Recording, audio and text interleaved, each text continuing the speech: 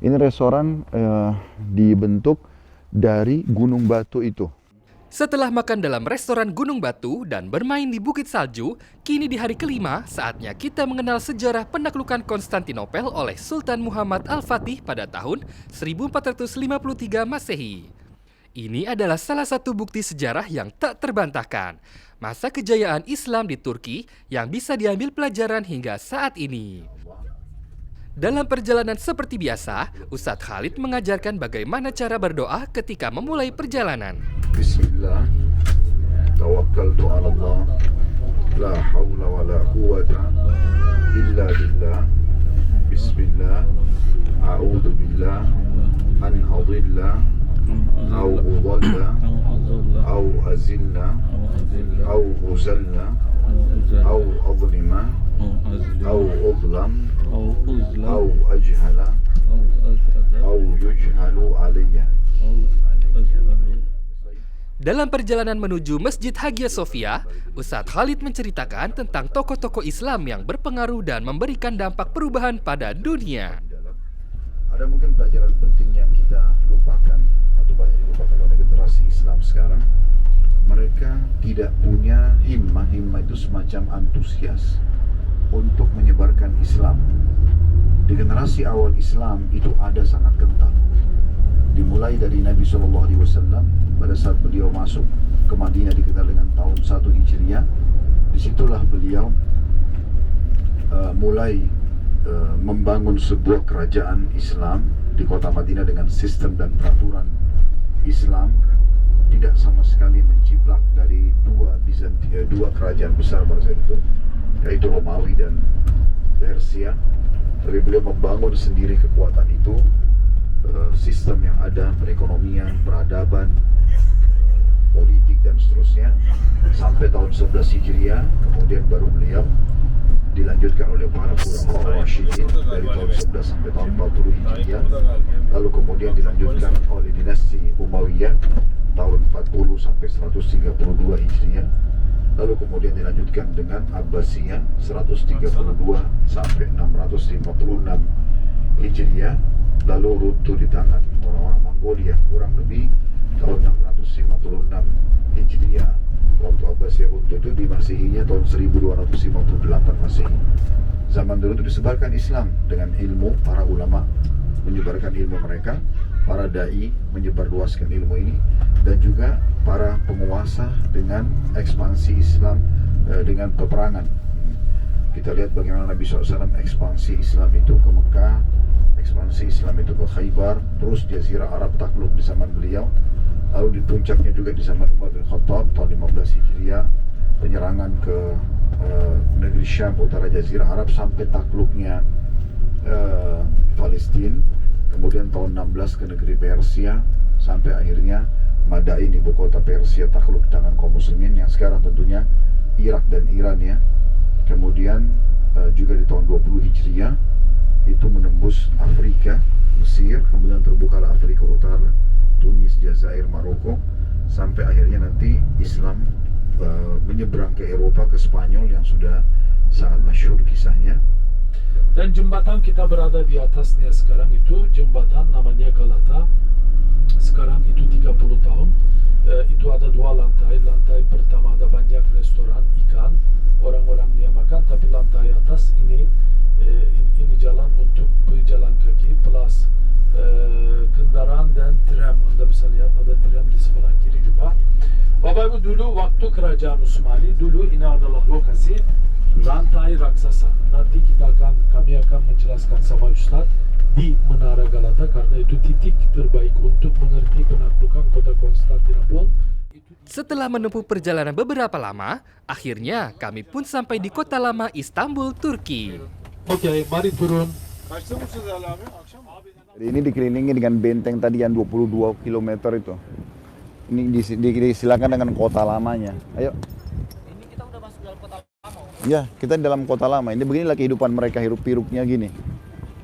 Ini yang termasuk paling padat aktivitas di Istanbul ya di sini.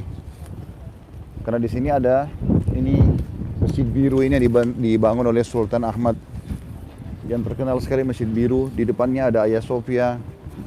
Di seberangnya kanan itu ada istana Topkapı. Jadi kita satu hari ini 4-5 jam di sini terus kita muter-muter. Udara di Istanbul masih cukup dingin tentunya ya. Tapi tidak sampai sama dengan yang kemarin di Kapadokia yang sampai minus 12. Jadi ini Masjid Hagia Sophia. Kita akan sholat Jumat di sini insya Allah. Karena masih pagi, kami pun punya banyak waktu dan kesempatan untuk sholat Jumat di Masjid Hagia Sophia ini.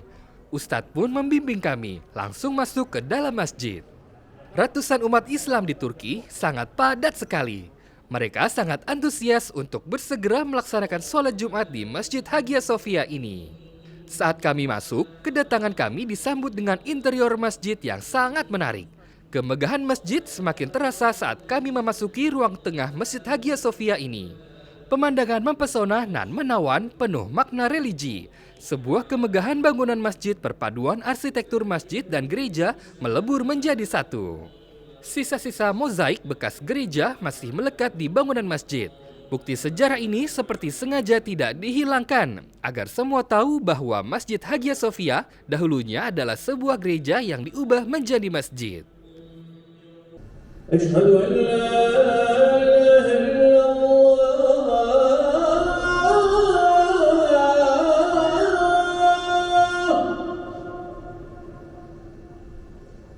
أشهد أن لا إله إلا الله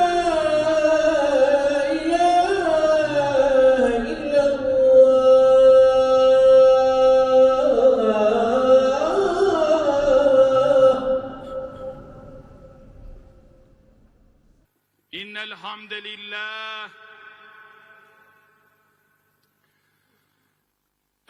لله نحمده ونستعينه ونستغفره ونتوب إليه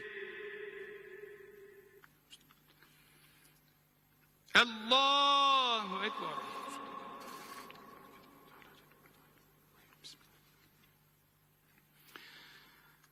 الحمد لله رب العالمين. Bersyukur kami memiliki kesempatan sholat Jumat di Masjid Hagia Sophia. Bersama umat muslim di Turki, kami berbaur menjadi satu sujud beribadah kepada Allah di masjid yang menjadi bukti sejarah kejayaan Islam di Eropa.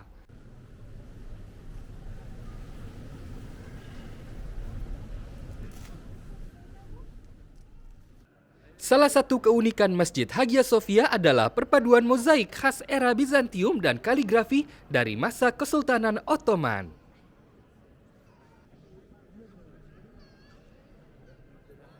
Jadi ini kita sekarang berada di Masjid Hagia Sophia. Gereja sebenarnya dari tahun 536 Masehi.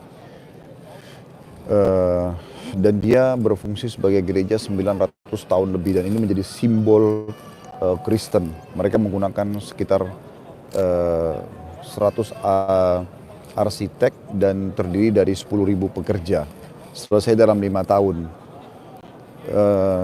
Dan dia terus saja menjadi simbol Kristen.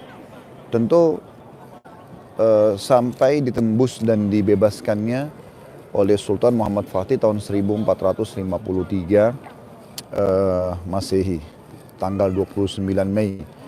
Dan itu sangat masyhur dari hadis Nabi SAW. Kalian pasti akan membebaskan Konstantinia. La taftahunna Konstantinia wala ni'ma amiruha wala ni'mal jaysh zalikal jaysh. Kalian akan pasti membebaskan Konstantinopel, ya, dan maksudnya dari kekufuran kepada keislaman, dan sebaik-baik pemimpin pada saat itu dan sebaik-baik pasukan adalah pasukan pada saat itu. Yang ini adalah pintu utamanya gereja. Jadi itu tempat masuk raja-raja. Yang kecil sebelah kiri kanannya itu tempat masuk tamu-tamu biasa.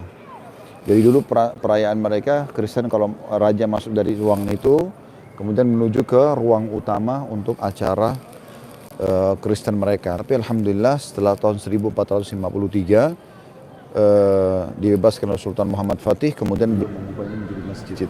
Pada saat itu di sini penuh dengan para Patrik atau pendeta lah ya, beragama Ortodoks. Mereka coba menyembunyikan atau menyelamatkan diri ke dalam tempat ini. Mereka berpikir pada saat itu akan terjadi pembantaian massal karena ada dua alasan. Yang pertama, mereka beberapa tahun silam pernah terjadi peperangan antara Ortodoks sama Katolik dari Roma. Dan pada saat orang-orang Katolik masuk sini, mereka lakukan pembantaian massal. Maka mereka yakin, dan pada saat itu umumnya peperangan kalau terjadi, itu diberikan gambaran pasti akan ada pembantaian. Dan ini merupakan ciri khas umat Islam, mereka tidak akan pernah membantai. Karena Nabi SAW membahasakan, kalau kalian masuk ke satu wilayah, maka jangan bunuh orang tua, jangan bunuh wanita, jangan bunuh orang yang menyerah, jangan rusak fasilitas umum, jangan bunuh hewan-hewan. Maka itu merupakan sebuah ciri khas pasukan Islam. Jadi betul-betul yang diperangi adalah pada saat terjadi kecamuk pemberian perang, dan itu pun pada saat mereka melawan, ya. Tapi kalau sudah mereka ditawan, maka tidak mungkin ada terjadi pembantaian tersebut.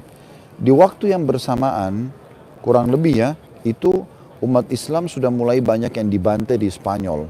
Maka mereka berpikir pada saat itu mungkin akan terjadi juga pembantaian terhadap orang Kristen. Mereka kaget pada saat itu, ternyata tidak seperti itu. Pada saat Sultan Muhammad Fatih masuk di sini dan menemui mereka, Muhammad Al-Fatih hanya sendiri atau ditemani oleh 1-2 orang saja. Dan dia bisa menguasai 7 bahasa. Nah, 7 bahasa ini salah satunya adalah bahasa yang mereka gunakan di sini. Dan Muhammad Al-Fatih memberikan jaminan kepada mereka kalau mereka akan aman.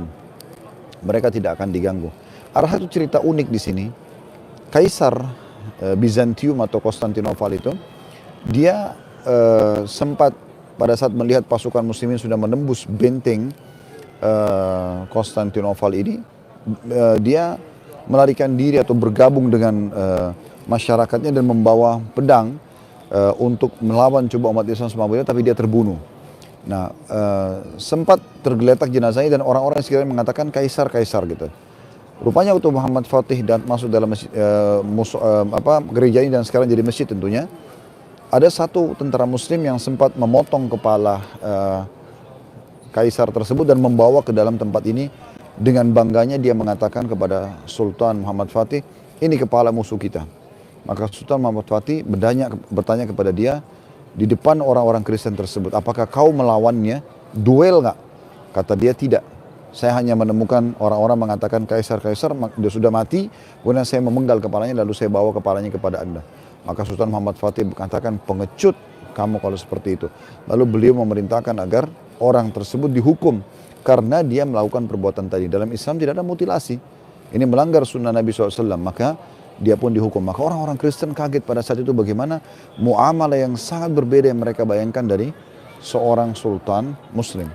Dan semenjak itu gereja itu berubah menjadi masjid. Kurang lebih 400 tahun lebih ya menjadi masjid. Dan di masa Mustafa Kamal Ataturk dia mengubah menjadi museum. Ya. Dan baru tahun lalu diubah lagi oleh Erdogan menjadi masjid. Dan ini dulu beberapa tahun lalu saya waktu bawa jamaah di sini, ini karpet tentu orang bebas untuk masuk dengan sepatunya. Karena ini museum, kemudian sekarang sudah bisa dipakai sholat sebagaimana Anda lihat. Dan ini mereka coba mempertahankan arsitekturnya. Semuanya masih ori, bidangnya, jendelanya. Di sini ada beberapa gambar lihat di atas itu. Mereka gambarkan oleh orang-orang Kristen adalah malaikat.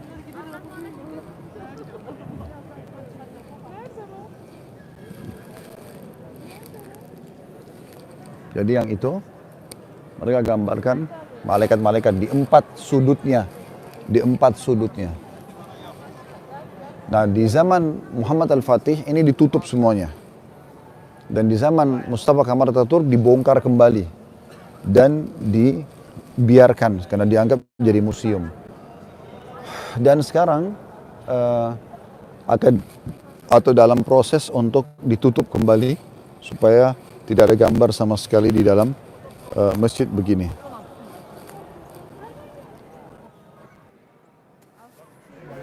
Ini Ini dibuat untuk sholatnya sultan. Jadi semua sultan-sultan kalau sholat di sini. Dan dari masa Muhammad Al-Fatih sampai sultan-sultan Utsmani yang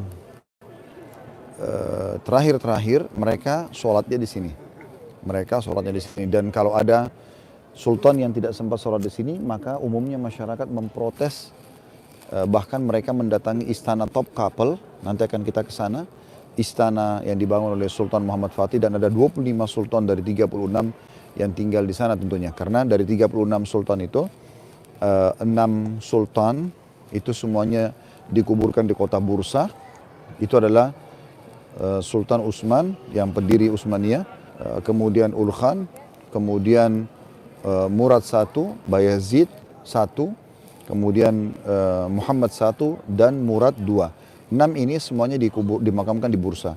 Muhammad Al-Fatih, ya, sultan yang ke-7 sampai 25 sultan setelah itu semuanya dimakamkan di di Istanbul, dan mereka tinggal di istana Topkapel. Ada 5 sultan yang terakhir itu pindah ke istana Dolbabaca, itu yang ada di Selat Bosporus, nanti akan kita lihat insya Allah. Tapi umumnya mereka buat tempat ini itu supaya sultannya tidak terbunuh atau tidak dibunuh, tidak diserang oleh orang. Mereka ambil pelajaran dari kasus ditusuknya Umar bin Khattab, Utsman bin Affan, dan Ali bin Abi Thalib, tapi terutama Umar bin Khattab dan Ali bin Abi Thalib yang dibunuh selepas sholat. Maka mereka letakkan sultannya di sini. Ini ada tempat yang tinggi untuk muazzin di sini. Jadi muazzin lebih tinggi supaya lebih kedengar. Karena pada masa itu belum ada pengeras suara, tapi turun-temurun mereka tetap jalankan ini tentunya. Dan ada sesuatu yang unik di hampir setiap masjid Utsmani yang kalau kita ambil nilai positifnya, di bagian-bagian belakang masjid mereka meletakkan tempat-tempat masbuk, ya. Tempat-tempat masbuk, jadi setiap kali orang terlambat sholat, maka mereka bisa sholat di sini. Seperti itu yang ya. Itulah tempat-tempat sholatnya orang yang masbuk. Ya. Ya, waalaikumsalam. Ya, insyaallah.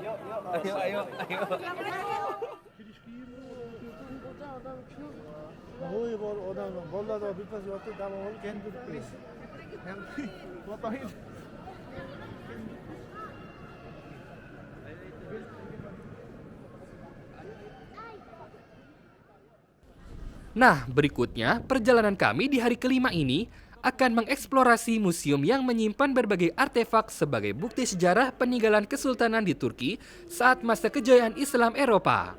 Semakin menarik tentunya. Jadi, jangan lewatkan pada episode selanjutnya.